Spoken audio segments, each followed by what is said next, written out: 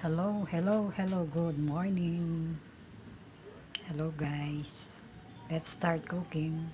For today, viands is nilagang baboy. Here we cook first the baboy. Palambutin muna natin siya ng mabuti. Yung malambot para masarap. And then, the ingredients are pechay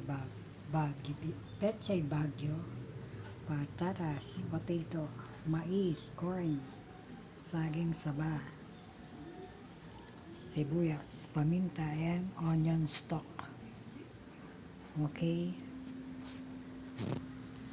Palambutin muna natin ng maigi ang baboy bago natin nilagay ang mga sahog. Ayan po siya.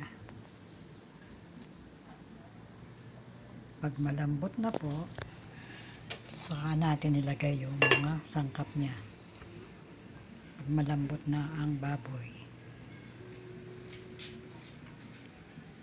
I hope you enjoy while watching this vlog. Thank you. Salamat po sa panonood.